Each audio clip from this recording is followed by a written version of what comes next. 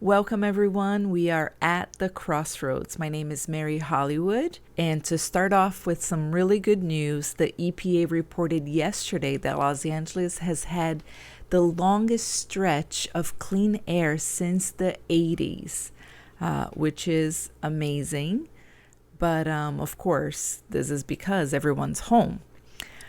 So without traffic, we have finally had a little bit of a break from the horrible air conditions that we have here in LA.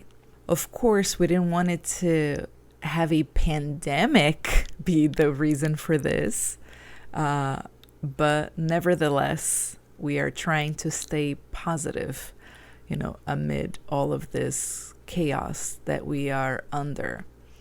So right now, there are countless numbers being thrown at us. Nationally and internationally. Unfortunately, today it was reported about 2,000 deaths here in the United States. But this made me wonder, and I did a little bit of research of how many people die per day in the world. So 150,000 people die every single day around the world. And I know that a lot of people find this insensitive. They don't like when people bring up, the numbers of other deaths because they think that we're trying to downplay what's going on right now with the coronavirus. And that's definitely not the case, not on my part, at least. But what it is that when you stop and you think about these numbers and what they actually mean, how many of these deaths are completely and totally unnecessary? For how long are we going to support a system that allows for such a ridiculous amount of unnecessary death and suffering? We have been complicit for far too long. And what this coronavirus pandemic is doing is just painting it in extremely strong colors of what's been there all along. Now think that because we are staying home, out of these 150,000 people that die per day, how many of these lives are being saved? We are exactly where we are supposed to be, at home. Because it's home where we have our immediate relationships, whatever that may be for you. And it's where a lot of us have disconnected from. We have abandoned our home. We are so worried and so concerned about the outside world, about the government, about work, that we have stopped working within those relationships that really, really matter in our lives. How many of our kids are abandoned inside their rooms? How many of us actually, really talk to our kids, like meaningful conversations? It's so funny now because I see so many people are, cleaning their houses and rearranging furniture and remodeling. And it's like all the changes that they're supposed to be making, they're doing it to the house, when in fact, these changes should be made inside of each and every single one of us. Because now is the time that we have to stop and think and reflect about how exactly we got to where we are. How complicit are we? Our relationships are so broken. Our communication skills are trash. It's like everybody wakes up in the morning, they log on Twitter, and instead of, looking to learn and educate, everybody gets ready for battle. And we're getting nowhere. Let me tell you guys a story that happened to us back in the holidays last year. And it was a Saturday. Everything was packed. We were looking for parking. And literally we had been like circling around the parking lot for like what seemed forever, like 20 minutes. And my son, he gets extremely car sick, like always. Ever since he was born, he hates being in the car, driving around, pukes every time if we drive past a half hour. So literally he's like at his limits. He's green, ready to puke. We're like desperate trying to find a parking spot. Finally, we see a guy pulling out. We're like, okay, that's it. So I get right behind him and go, like, he barely came out, and like I went right behind him and got in before anybody else could. And once I got in the spot, like somebody started honking the horn, screaming like crazy. So on the other side, there was another car that was waiting for that spot. Supposedly, that's what they said. And I didn't see him because there were so many people and cars and like trucks. So I didn't see that they were on the other side. So I was like, fuck. Now, I swear, at this exact moment, my son puked. So it's like, oh my God. So I'm trying to tell this lady that I have my son, he's puking. Let me just get him out of the car. I'll get out.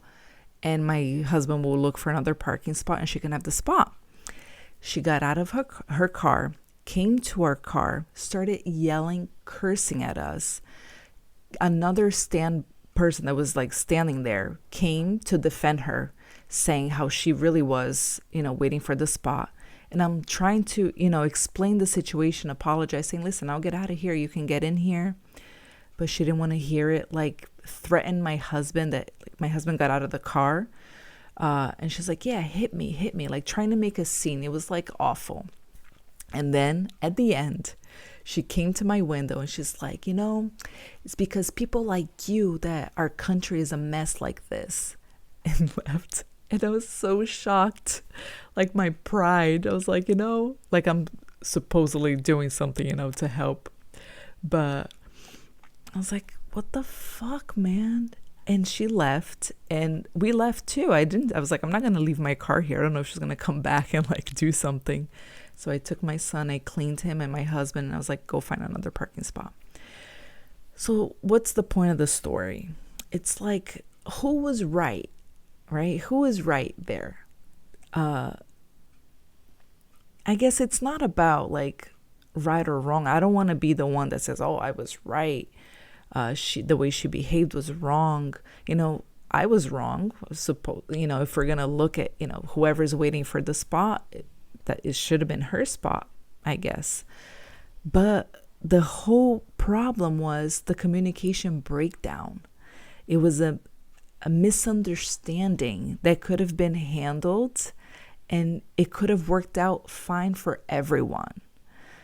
All I needed was to get my son out of the car, and my husband would have left and she would have had her parking spot. But it didn't turn out that way. It was a very, very awful situation. But then I was like, I couldn't get this out of my head. And I feel that happens every single day with everyone all the time. It's like we just can't listen to each other. We can't communicate. Everybody thinks they're right. Everybody thinks that they have the right of way. So we have this law called the right of way in traffic, where, whoever arrives first at an intersection, they have the right of way. Or if you arrive at the same time, whoever's on your right gets to go first. And this is a universal law, so that, we don't have these kinds of conflicts, unnecessary conflicts, because everybody has their rights. And this is something that I always say. Your right can only go as far as somebody else's rights. The moment that you infringe into somebody else's space, then you are infringing on their right. So we have to be more willing to stop and listen and reflect. I think that we're at a culture where everything is so fast, everything's so reactionary, especially it's like Twitter is made for that, which sucks. But it's the truth. So it's like, who is going to be the one, like the bigger person, to take a step back and say, okay, let's think about this for a second. And that's what we have to do now during this crazy moment that we're living in. We're literally stuck at home. And it's like finally we are stuck with ourselves. And that's why so many people are going crazy, because we are so used to distracting ourselves. We're living on such autopilot, homework, work, home, homework, school, whatever, that nobody's stopping to really, really think things through and say, man, how did we get into this moment in time? Like, what were the events that led to this? What were the actions or inactions that led to this? Why have we been so complicit in all of this? And this is something that I always say, because I lived in Brazil for 4 years. And it's so interesting because Brazil and the United States are so much alike and so different at the same time. And it's here, literally, we just have so much comfort, and things here are so much easier than it is for them there. And I feel that they work so much harder to have the things that we have here that's so readily available for everyone.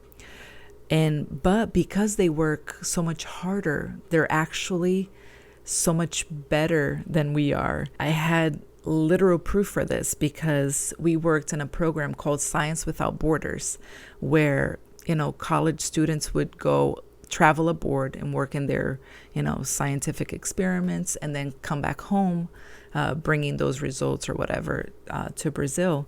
And my students were terrified that they were going to go to the United States or Germany or Australia. And they're like, these guys, they have everything in their labs, and they're so much more advanced than us. And I told them that this would happen.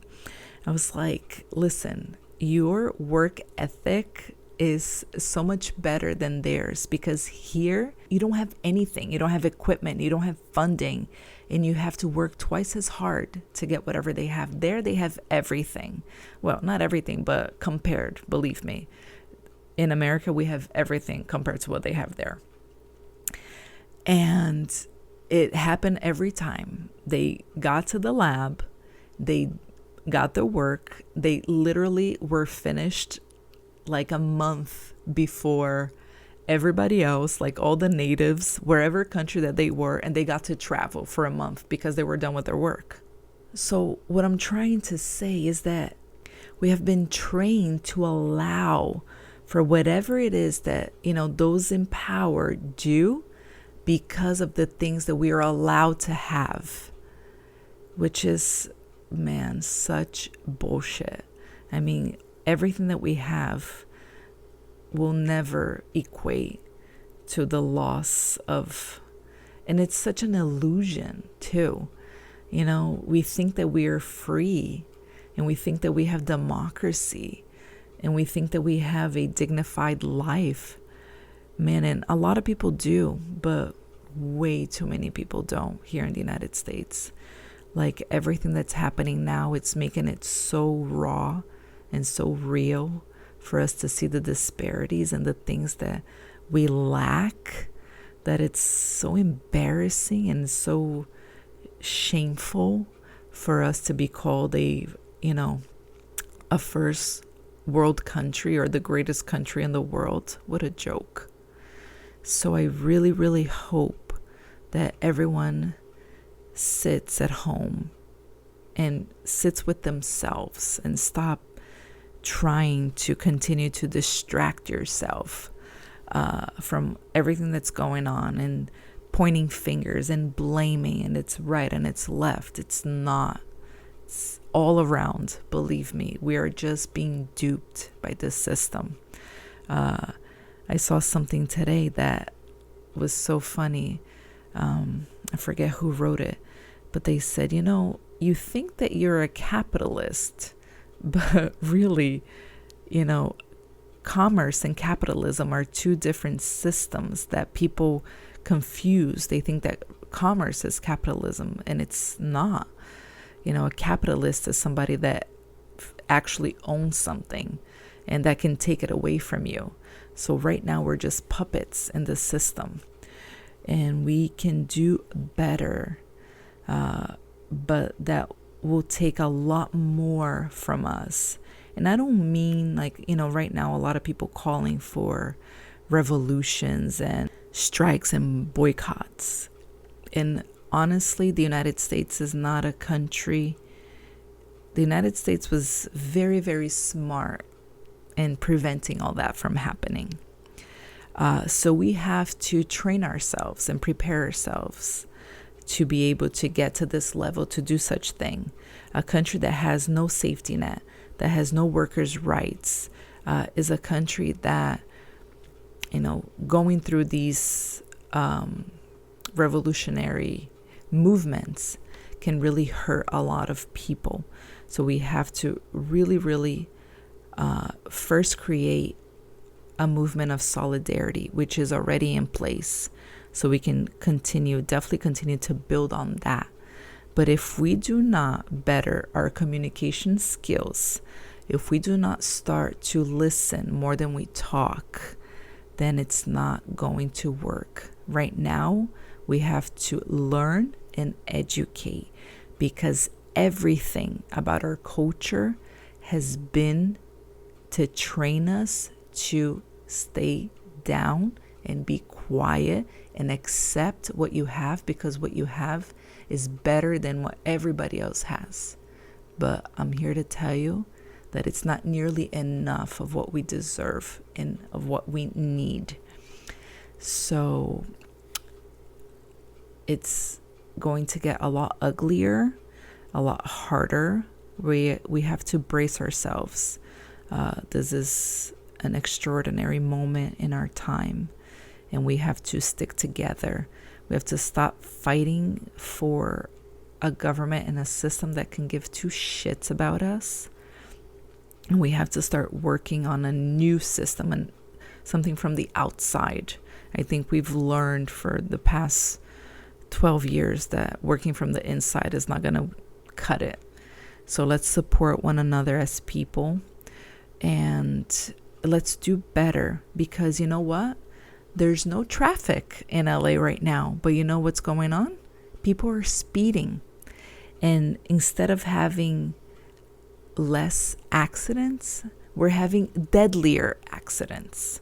So if we don't understand that we are part of the problem, that we have no balance, that we always act in extremes, then we are never going to find a solution. Okay, I don't want there to be, bloodshed. That's what I'm saying. I want this to be peaceful, a peaceful revolution. That's what we have to work on. It has been done before, and we have to find it in ourselves to do it again. So I'm going to leave you all with that, and I hope that you will meet us again at the Crossroads.